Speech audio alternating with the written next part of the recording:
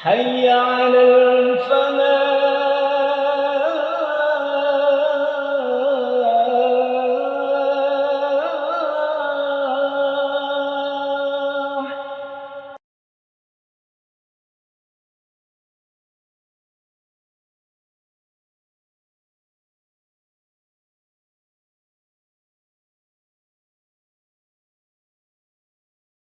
Assalamualaikum warahmatullahi wabarakatuh.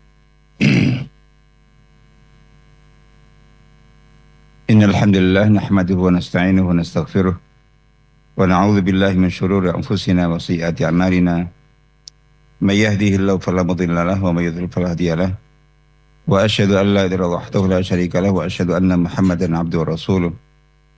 Sallallahu alaihi wa ala alihi wa sahbihi wa sallam tasliman katsiran. Allahumma ma asbaha bina min ni'matin wa bihadin min khalqik faminka wahdaka la syarika lak falakal hamdu wa lakas syukr. Allahumma inna asbahna minka fi ni'mati wa afiyati wa sitr fa'atim alaina ni'mataka wa afiyataka wa sitraka fi dunya akhirah. Alhamdulillah amin. Para jamaah yang semoga senantiasa dirahmati Allah Ta'ala, alhamdulillah kita bersyukur kepada Allah Ta'ala atas nikmat iman, nikmat Islam, nikmat hidayah dan berlimpah kenikmatan dan kerahmatan yang senantiasa diberikan kepada kita.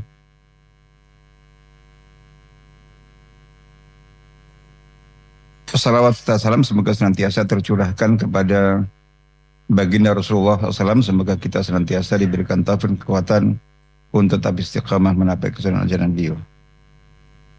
Insya Allah kita melanjutkan kajian kita tentang rukun iman. Dan setelah sebelumnya kita membahas tentang rukun iman yang ketiga, iman kepada kitab. Yang terakhir kita bahas tentang rangkuman kewajiban kita kepada kitab Al-Quran. Insyaallah mulai pagi ini kita membahas rukun iman yang keempat, iman kepada para rasul alaihissalatu wassalam. Kita sudah sepakat, tentu sudah tahu semuanya, sudah sepakat semuanya bahwa iman kepada para rasul alaihissalatu wassalam itu merupakan salah satu rukun iman, pilar dan prinsip dasar iman. Dan keenam rukun iman yang kita hafal semua, kita ketahui semua, salah satunya adalah iman kepada Rasul alaihissalatu wassalam adalah merupakan satu kesatuan yang tidak bisa dipisah-pisahkan.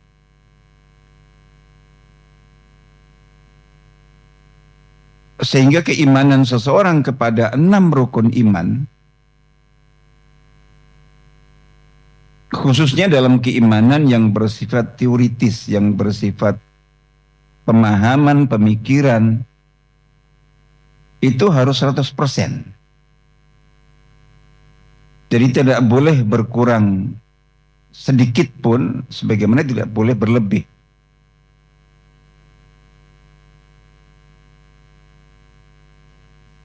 Dan ini sekaligus merupakan parameter yang disepakati oleh para ulama sepanjang sejarah. Jadi parameter dan kriteria seseorang atau suatu kelompok itu disepakati merupakan bagian dari golongan firqah najiyah. Firqah yang selamat Ahlussunnah wal Jamaah itu adalah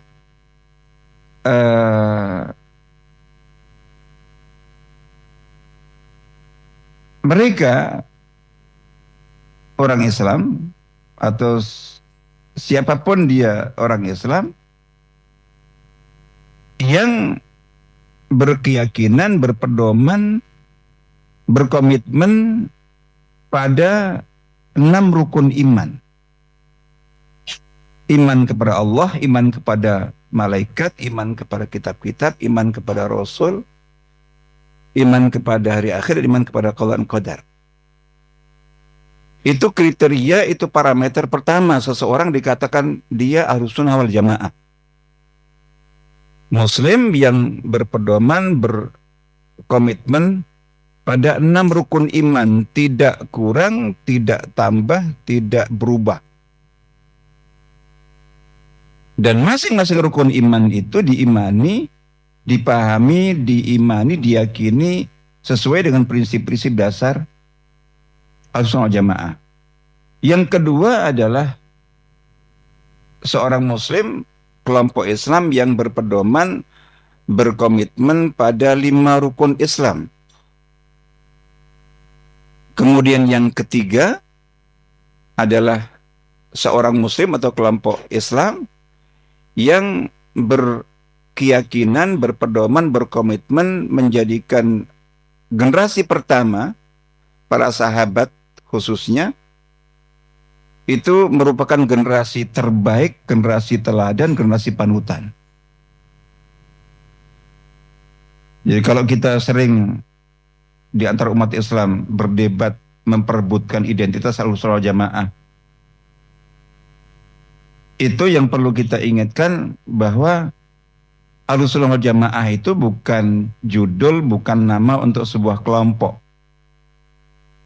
Tapi ini identitas untuk sebuah komitmen terhadap 3 prinsip dasar tadi. 6 rukun iman, 5 rukun Islam, dan berkeyakinan dan berkomitmen meyakini generasi pertama umat ini, yaitu para sahabat, itu sebagai generasi terbaik, generasi teladan, generasi panutan.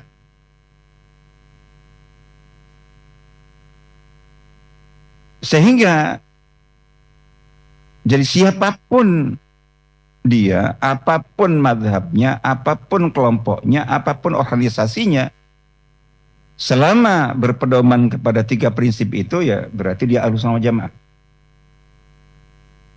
Semua madhab fikih, Hanafi, Maliki, Syafi'i, Hambali, dan seterusnya.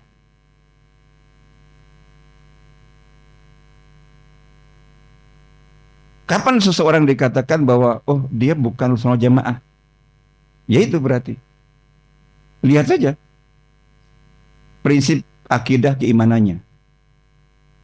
Ketika sudah mulai mengotak-atik rukun iman dikurangi, rukun iman ditambah, rukun iman digeser, diubah.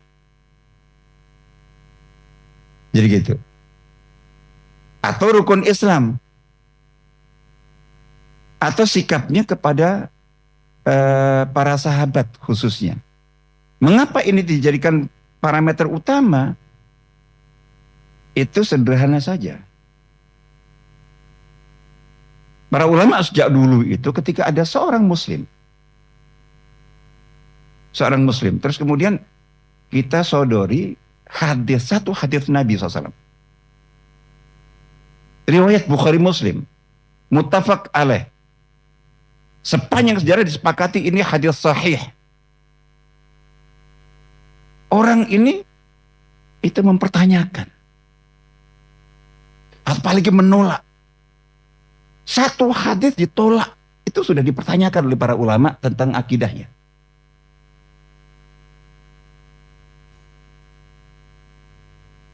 Nah, orang yang tidak mempercayai para sahabat, atau tidak meyakini sahabat itu generasi terbaik, generasi teladan, generasi terpercaya, apalagi mereka pengkhianat.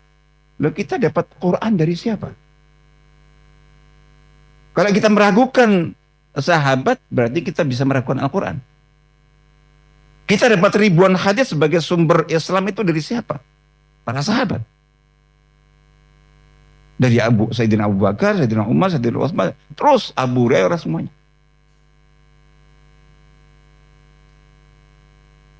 Seorang muslim terus kemudian tidak percaya kepada Abu Hurairah sebagai sahabat terpercaya.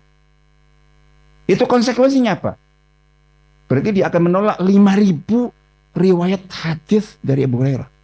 Beliau adalah perawi terbesar, terbanyak.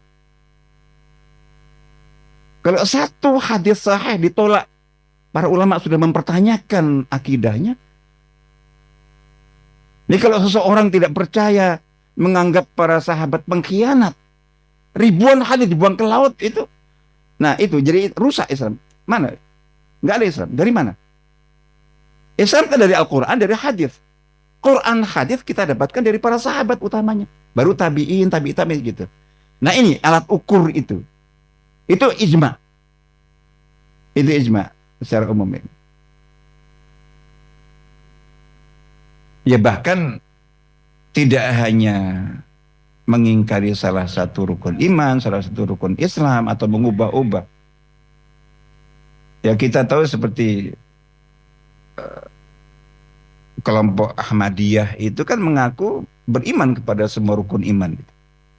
Termasuk iman kepada kitab-kitab itu diyakini semuanya, termasuk Al-Quran sebagai wahyu Allah, itu sepakat. Cuman ada satu poin saja dari keimanan kepada Al-Quran yang tidak dia imani, yaitu status Al-Quran sebagai wahyu terakhir, sebagai kitab terakhir itu diingkari sama dia. Enggak.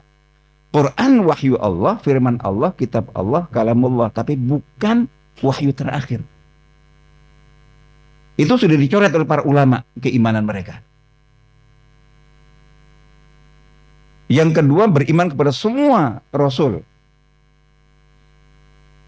Termasuk yang terakhir Nabi Muhammad. Diyakini beliau adalah Rasul, Nabi, tapi diingkari statusnya sebagai Rasul terakhir.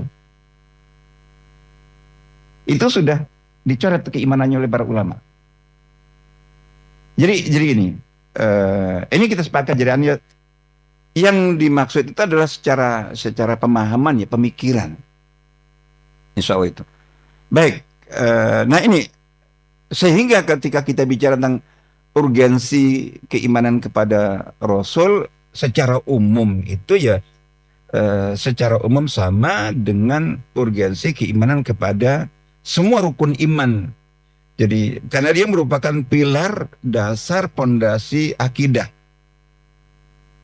yang menjadi dasar dari akidah Islam, yang menjadi dasar dari seluruh ajaran Islam. Dimana ketika ya kayak bangunan gitu, pondasi itu ya dasar penentu. Itu bangunan semuanya bisa roboh kalau ada pondasi yang kropos. Jadi itu seperti itu. Dan itu berpengaruh kepada amal ibadah. Jadi sampai yang ada riwayat dari Nabi SAW itu tentang iman kepada takdir misalnya.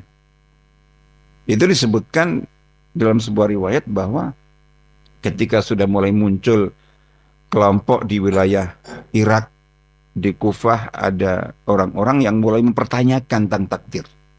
Mengatakan takdir tidak ada. Adanya takdir itu berarti bertentangan dengan prinsip keadilan Allah Ta'ala dan seterusnya. Ini rukun iman diperdebatkan, dibahas ya gitu. Ketika disampaikan kepada Sayyidina Ibnu Umar radhiyallahu anhuma, itu bahwa di wilayah kami ada orang-orang yang mempertanyakan takdir, mengatakan takdir tidak ada.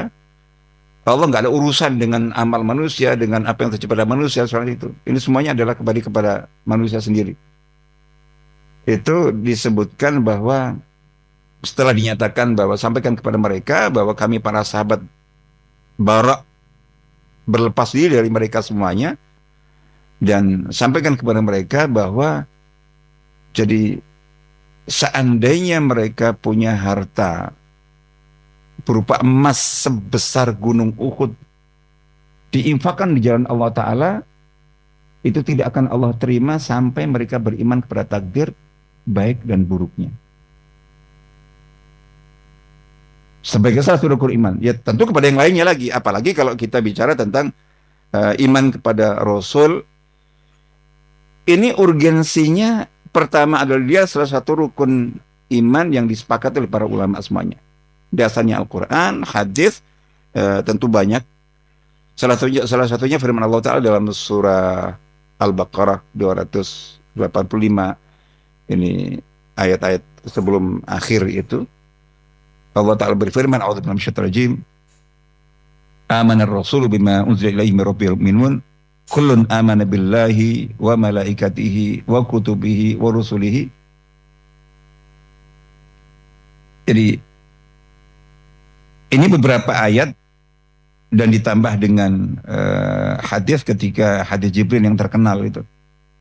Ketika Jibril yang menjelma seorang laki-laki menghadap Nabi bertanya dengan beberapa pertanyaan. Yang pertama tentang akhbirni 'anil iman. Tolong beritahu aku tentang iman itu apa? Al-imanu an tu'mina billahi wa malaikatihi wa kutubihi wa rusulihi wal yaumil akhir wa tu'mina bil qadri khairi wa syarri. Jadi dan itu di ayat maupun hadis iman kepada Rasul itu memang secara urutan itu ditempatkan di urutan nomor 4 setelah kitab. Tapi jadi bahwa dia salah satu di antara 6 rukun iman yang tadi saya sebutkan. Jadi ini sebagai dasar, sebagai landasan, sebagai pondasi, jadi gitu. Itu akidah dan keimanan seseorang menjadi penentu semua keislaman seseorang. Jadi di mana ketika seseorang meskipun baik, ya kayak contoh misalnya bahwa dalam kehidupan ini ada orang yang secara sifat kalau dalam kehidupan ini itu baik dan suka melakukan kebaikan. Tapi ketika tidak, ya kalau untuk di dalam kehidupan dunia manfaat. Dan kita juga mengakui. Jadi kita itu juga mengakui dan mengapresiasi dalam muamalah duniawiyah. Jadi orang kafir, orang non-muslim berbuat baik.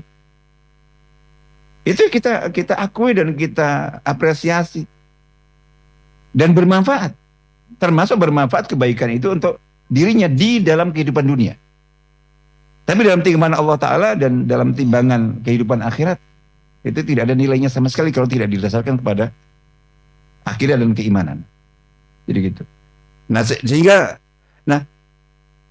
lalu yang paling utama selain bahwa iman kepada Rasul itu merupakan salah satu rukun iman yang 6 tadi itu, secara khusus, jadi iman kepada Rasul itu bisa kita katakan merupakan pasangan dari iman kepada Allah langsung.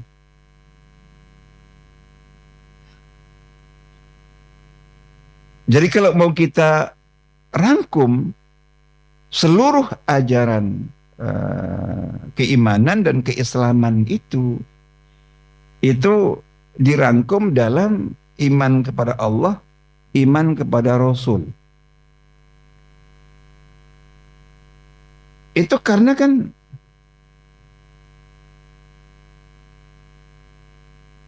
ajaran Islam ini kan isinya akidah keimanan. Terus kemudian berisi ajaran tuntunan ibadah.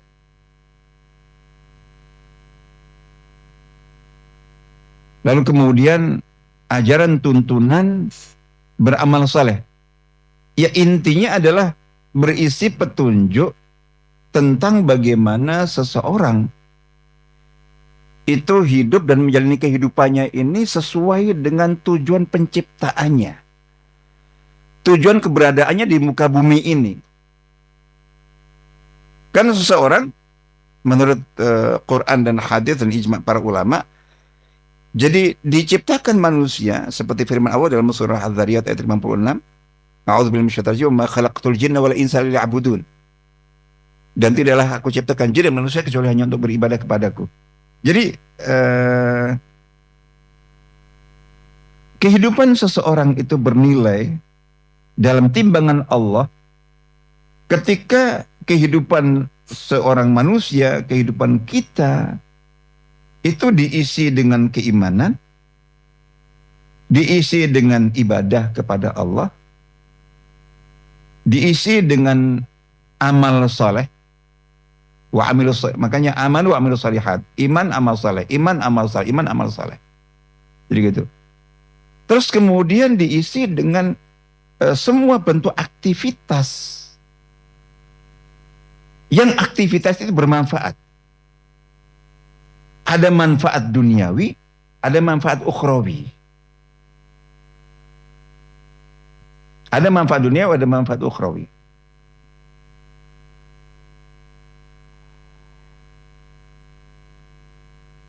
Nah, iman prinsipnya iman kepada Allah bahwa semua kehidupan kita berupa ibadah mahdhah, ibadah ansih atau ibadah ghair mahdhah non ansih itu ditujukan, diperuntukkan untuk Allah. Qul inna salati wa nusuki wa mahyaya mati lillahi rabbil alamin dan seterusnya. Jadi, nah, iman kepada Allah itu disebutkan al-iman bil ghayah.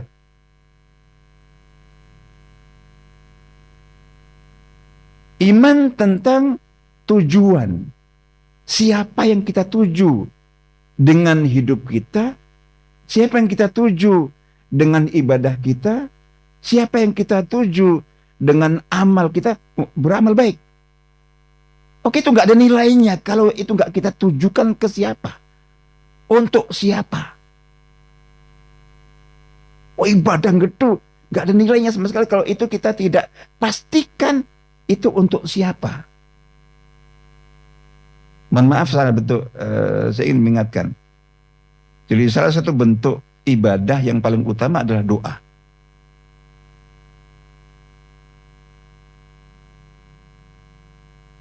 Berarti ketika kita berdoa, kita beribadah. Nah, beribadah itu ada dua sisi yang harus kita pastikan supaya benar. Pertama, ibadah itu untuk siapa? Kepada siapa kita beribadah? Kalau ibadahnya doa, sebelum saya jenengan bicara tentang doanya apa? Perhatikan. Sebelum kita bicara doanya apa? Karena ini sering, orang ketika doa itu yang dipentingkan apa doanya? Oh, doa kesembuhan, doa keselamatan, doa dapat rezeki, doa sukses, doa ini, doa itu. Salah. Doa itu ibadah. Dalam ibadah yang harus lebih kita pastikan sebelum apa ibadahnya. Kalau ibadahnya berupa doa, apa isi doanya itu yang harus kita pastikan adalah kepada siapa kita berdoa. Makanya dalam surat Al-Fatihah yang tiap hari kita bacakan, sebelum bicara tentang kaifa na'budu, apa dan bagaimana kita beribadah, itu yang dipentingkan iyakanya. Iyaka na'budu. Na'budunya bisa sholat, bisa zakat, bisa puasa, bisa macam-macam. Tapi apapun ibadahnya, pastikan ibadah kita iyaka.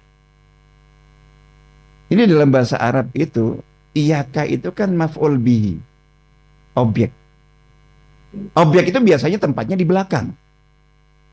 Kalau selain Al-Quran mestinya na'buduka, itu secara bahasa.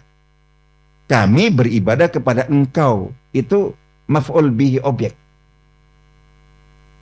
Nah, maf'ul bihi bisa ditakdim, bisa didahulukan, bisa diawalkan. Di tempat di awal, nah itu berarti ada tujuannya. Itu menunjukkan itu sangat penting. Maka kemudian yang mestinya na'buduka, kami beribadah kepada engkau. Atau kalau dalam konteks ibadahnya adalah berupa doa. Jadi nad'uka, kami berdoa kepada engkau.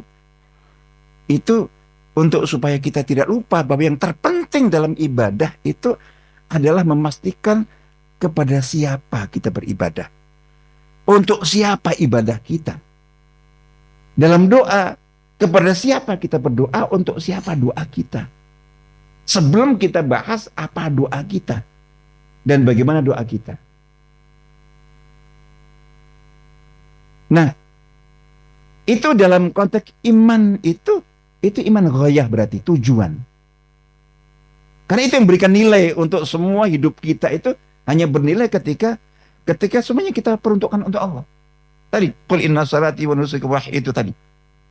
Begitu tidak untuk Allah, sebaik apapun, itu nggak ada nilainya. Makanya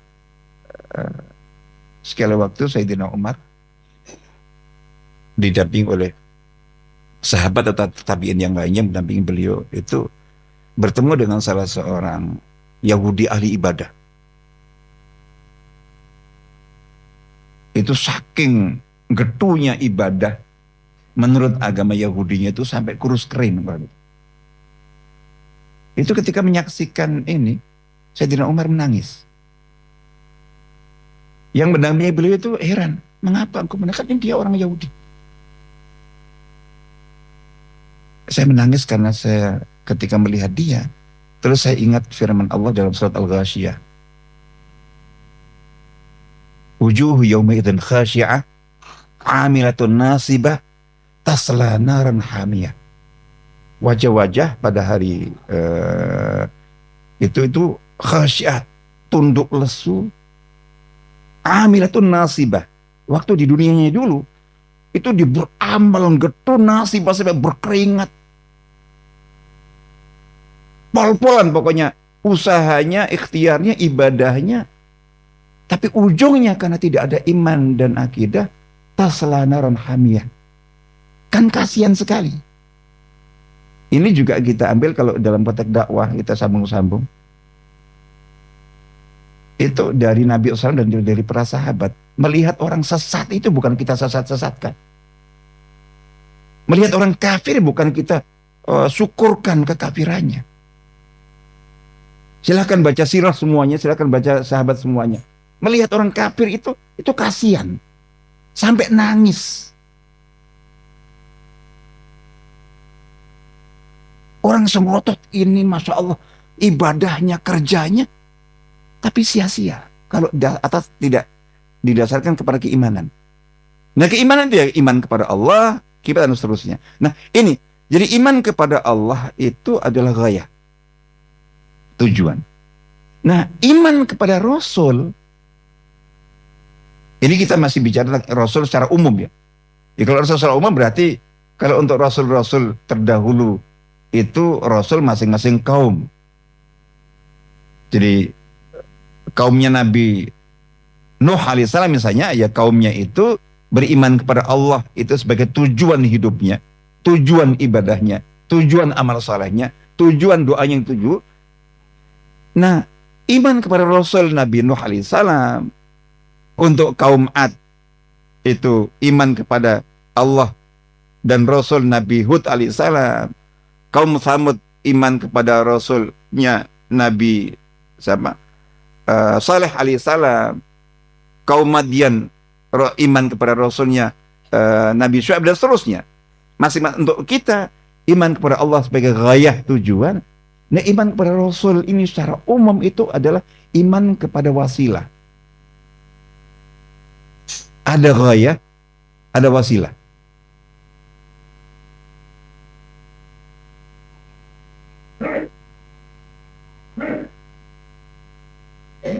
Ada ghayah, ada wasilah. Dan wasilah ini itu juga sangat penting, tidak kalah pentingnya daripada ghayahnya. Karena ghayah itu bisa batal kalau tidak ada wasilah, kalau kita ingin menuju.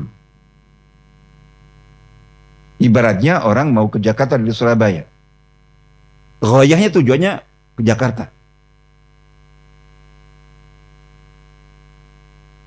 Seseorang dikasih tugas, silakan pergi ke Jakarta, terus di sana ada temui ini dan dilakukan ini di Jakarta.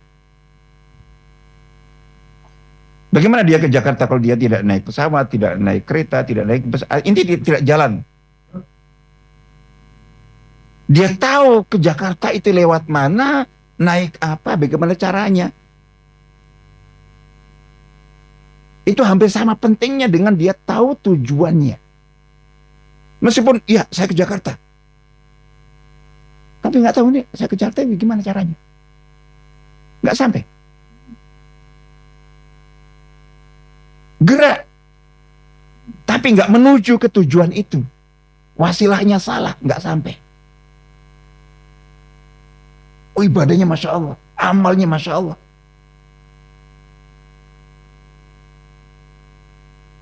Tapi salah. Jadi naik bus ke Bungurasi, udah asal naik, nggak gitu, nggak ngikuti petunjuk. Oh ini bus ke Jakarta, ke Surabaya. Oh yang penting naik bus sampai ke tempat.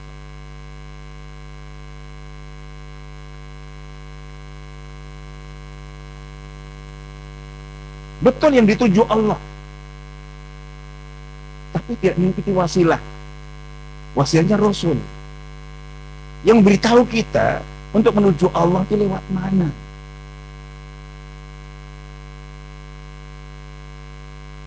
Itu Rasul. Tidak ada siapapun yang lainnya yang memiliki kewenangan, yang memiliki hak, yang memiliki itu diizinkan untuk memberitahu kita. Yang dikatakan qul inna salati, salatku, wa nusuki, ibadah sembahyang, ibadah hajiku, wa mahyaya, dan hidupku, wa mamati, dan matiku. Itu dikatakan untuk Allah. Gimana yang untuk Allah? Itu hanya yang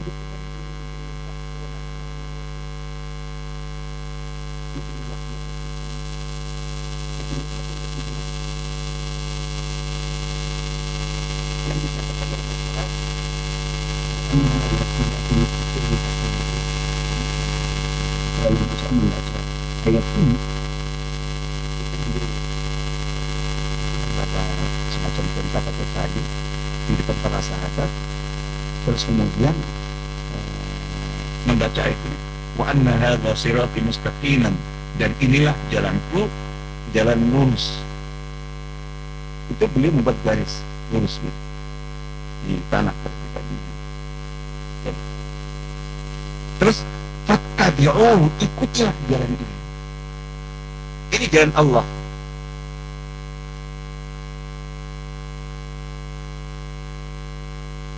Kemudian lagi itu di surat Al-An'am, di surat Yusuf, qul inna wa anta itu. Qul hadhihi sabili, dalam konteks dakwah. Qul hadhihi sabili ad'u ila Allah ala basirah. Katakanlah inilah jalanku dari Allah. Dia sebagai Rasul itu membawa jalan dari Allah, petunjuk dari Allah. Hanya itu. Jadi yang dituju Allah, mantap kepada Allah, iya. Tapi kita harus kita tanya, untuk menghadap Allah, menuju Allah itu jalannya itu tidak boleh, tidak boleh seorang pun terus sendiri. Yang penting beriman kepada Allah. Terus caranya gimana? Pergi ke gunung apa, yang bertanya untuk dari mana kamu bisa tahu bahwa cara itu diridhai Allah? Jalan itu kita akan menuju kepada Allah dari mana? Jadi, nah itu. Nah, ini iman per Rasul dalam itu. Dan iman kita kepada kitab seperti yang kita sudah bahas itu ditentukan iman per Rasul.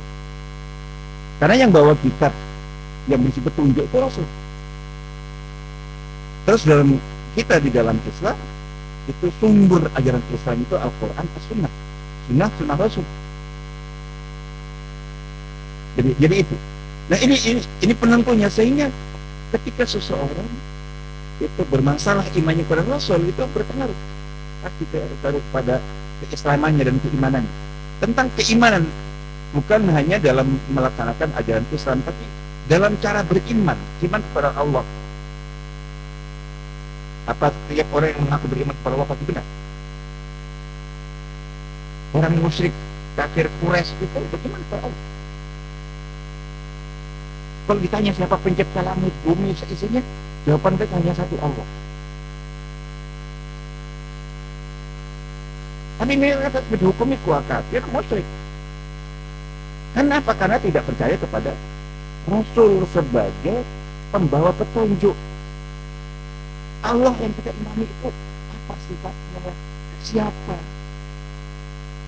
Terus bagaimana cara kita beriman? Jadi gitu. Belum lagi kalau kita sudah masuk ke ibadah. Ya tadi. Jadi di bawah ini wasilah, jalan dan sarana kita untuk menuju Allah itu yang diberikan kewenangan. Jadi hak untuk menjelaskan, untuk mencontohi dan meladani itu hanya Rasul. Ketika ada tuntunan-tuntunan lain, itu ijma, tidak ada khilaf, ijma dari seluruh ulama itu tertolak. Sebaik apapun dalam pandangan ulama. Nah di situ yang terus kemudian ada pembahasan tentang bid'ah itu. Hadisnya jelas, man amila amalan laisa alaihi amruna fahuwa raddun. Barang siapa yang beramal suatu amal, apalagi konteksnya antara amal ibadah ritual, laisa alaihi amruna, tidak berdasarkan perintah kami, tuntunan kami, fahuwa raddun, tertolak. Riwayat lain, kalau itu yang muttafaq alaih, ini yang itu yang riwayat Imam Muslim, yang muttafaq alaih itu man ahdatsa fi amrina hadza ma laysa minhu. Barang siapa yang mengada-adakan sesuatu yang bukan berdasarkan tuntunan kami, tidak ada perintah Nabi, tidak ada sabda Nabi, tidak ada contoh dari Nabi, tidak ada petunjuk dari Nabi, itu maka dia salah.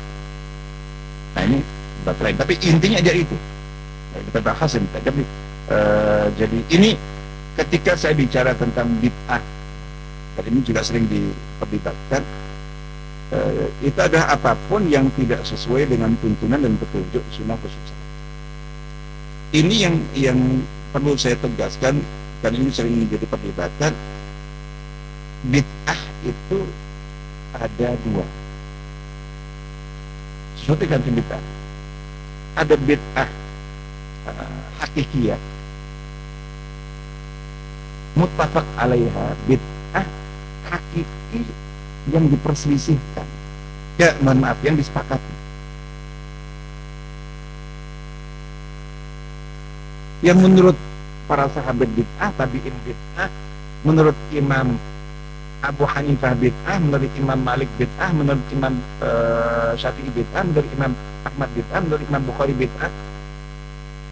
Itu bid'ah dan muttafaq alaih. Yang kedua, bid'ah ada sebutan bid'ah tapi khilafiyah. Bid'ah ghairah hakikiyah, tidak hakiki. Bid'ah yang diperselisihkan. Nah, ketika saya bicara tadi bid'ah yang lawannya sunnah, yang kemudian itu kesesatan dan tertolak, itu ijma sepakati, itu ada bid'ah tidak ijma. Nah, saya tidak ingin masuk kepada kebanyakan pembahasan bid'ah yang ramai di tengah masyarakat itu bid'ah khilafiyah.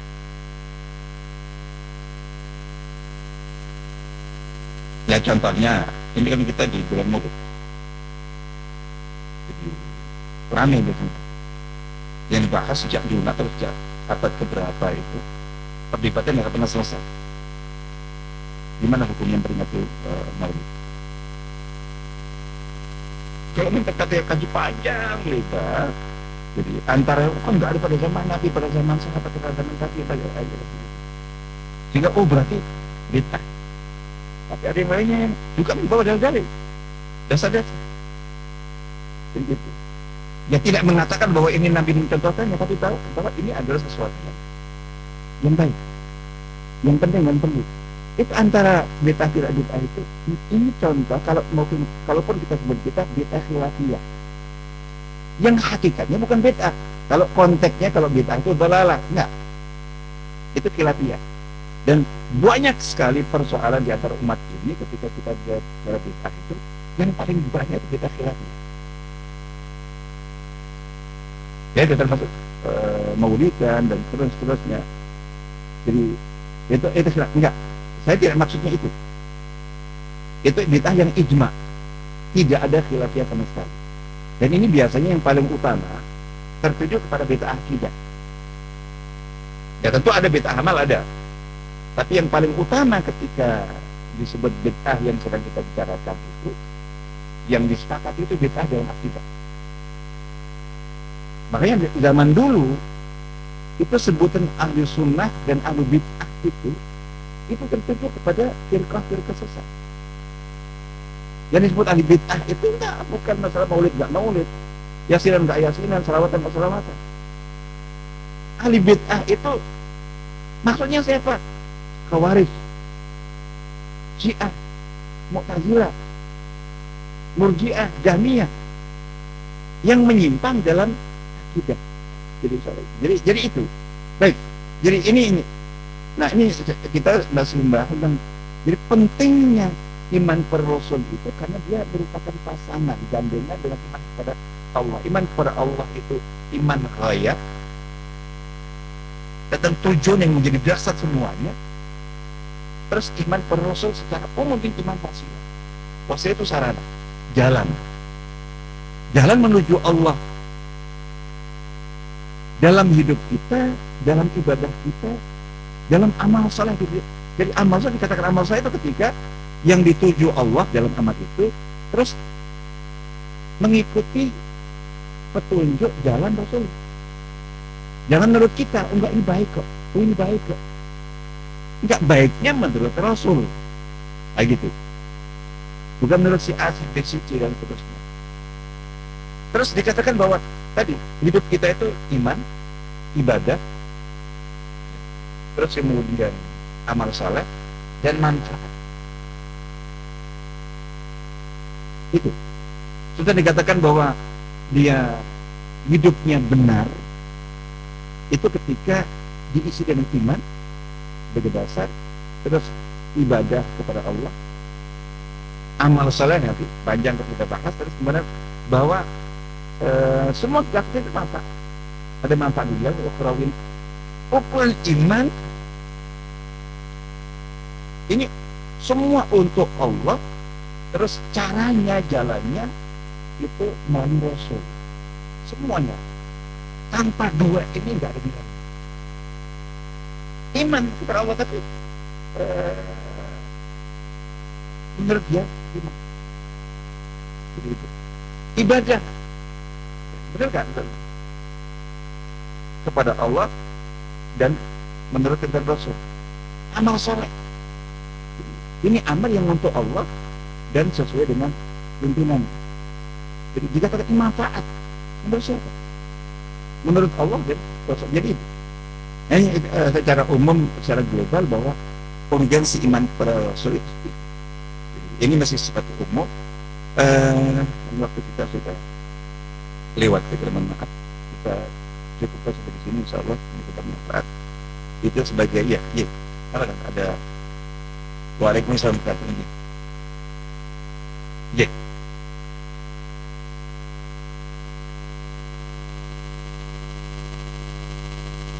Gimana?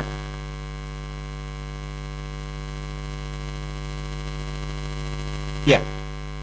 Ya. Ya. Anak kalian juga. Gimana? Ya.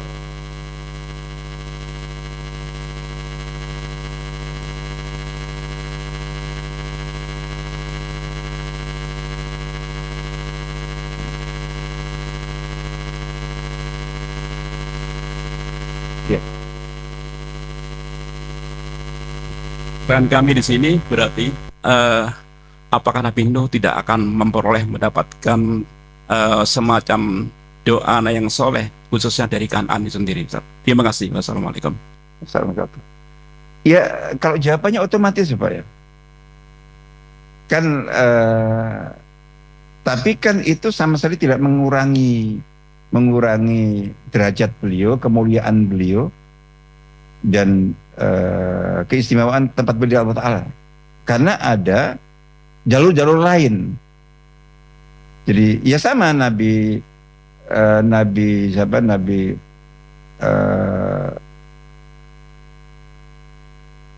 ya nabi-nabi yang lainnya itu jadi tidak berarti kemudian itu jalan itu ketika ada. Tapi kan tadi apalagi kalau disebutkan bahwa yang jadi disebutkan putranya 4, 1 yang kafir, berarti kan dapat dari 3 yang lainnya. Tapi jalur yang lainnya banyak yang menutup itu. Jadi dan itu Rasul dan orang-orang saleh tidak ada yang misalnya terus kemudian memiliki kesempurnaan kebaikan dan nilai pahala dari semua jalur. Tapi yang ada adalah bahwa ketika ada yang kurang untuk orang-orang yang mulia itu, apalagi Rasul dan Nabi, itu Allah memberi kesempatan ada pintu lain kemuliaan yang sama atau bahkan melebihi. Jadi contoh kayak gitu. Jadi anggaplah misalnya bahwa kalau mau kita coba, salah satu amal terbaik kan infak sedekah kan. Kalau kita bicara secara kuantitas, kira-kira kuantitas banyaknya, banyakkan mana sedekahnya dan amal itu infak sedekahnya Nabi dengan ini sedekah harta ya, dibanding dengan Sayyidina Abu Bakar, Sayyidina Umar, apalagi Sayyidina Utsman. Apakah berarti Sayyidina Utsman lebih mulia daripada? Nah, jadi Nabi punya kelebihan lain secara lain, yaitu termasuk itu kalau dari infak sedekah Sayyidina Umar paling unggul, Sayyidina Abu Bakar kalah, Sayyidina Umar kalah. Jadi contoh kayak gitu. Tapi tidak berarti kemudian karena apa? Karena Sayyidina Abu Bakar, Sayyidina Umar punya kelebihan lain yang bisa menyamai bahkan melebihi kelebihan ini dari situ. Jadi insya Allah begitu. Jadi aneh bahwa itu untuk hadis itu tentu sepakat. Nah artinya termasuk kita. Ya misalnya ya rasa mahal mudah-mudahan putra putri kita baik-baik semua, salah semuanya ini. Tapi ya andai seseorang, bukan di antara kita, seseorang terus kemudian dia sudah berusaha. Nah adanya contoh, nah ini seorang Rasul dan Nabi. Ternyata ya kayak Nabi Nuh itu kurang apa? Jadi ibaratnya kan berarti ya seumur anaknya kan. Wong beliau berdakwah hampir 1000 tahun. Masa kok beliau meluapkan anaknya? Gak mungkin kan? Tapi ternyata ya hidayah Allah tidak sampai. Itu untuk penghibur bagi kita seandainya ada seseorang muslim itu nggak pernah. Oh berarti saya nggak dapat. Iya. Kalau nggak dapat dari situ jangan khawatir. Ada pintu-pintu lain yang 1001, 1.000.001 pintu. Jadi itu sama persis ketika kita bicara tentang masya Allah. Makanya para sahabat dulu kan iri kan kepada sahabat-sahabat yang kaya, bukan ngiri hartanya, tapi ngiri kesempatan. Jadi mereka bisa sholat seperti kita sholat, mereka bisa puasa seperti kita puasa, mereka bisa baca Quran seperti kita baca Quran. Kita bisa seperti ini, tapi mereka bisa infak sedekah dengan harta mereka yang kita tidak mampu. Ketika kata itu, bukankah kalian juga bisa sedekah dengan cara lain? Setiap baca subhanallah itu sedekah, Allahu Akbar sedekah, tahlil sedekah itu. Meskipun ketika sahabat kaya itu dengar itu ternyata zikir ini juga beliau sedekah, diikuti juga. Ya sudah kalau gitu, ya kalau memang kalian ingin menyamai atau mengungguli ya berarti jangan sampai kalah. Jadi kalau mereka tasbih tahmid tahlil 100 tiap hari, kalian harus 1000 misalnya gitu. Oh mereka juga 1000, kalian 3 misalnya kayak gitu.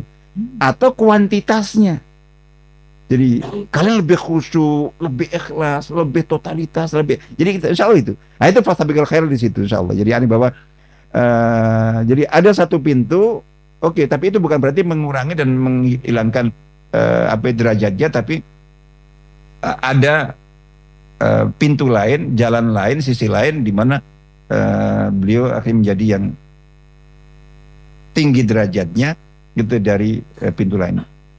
Para rasul itu kan ada derajat-derajat kan. Itu derajatnya itu beda-beda. Ini lebih tinggi di sisi ini lebih tinggi di sisi ini. Nah, untuk ulul azmi itu memang secara keseluruhan.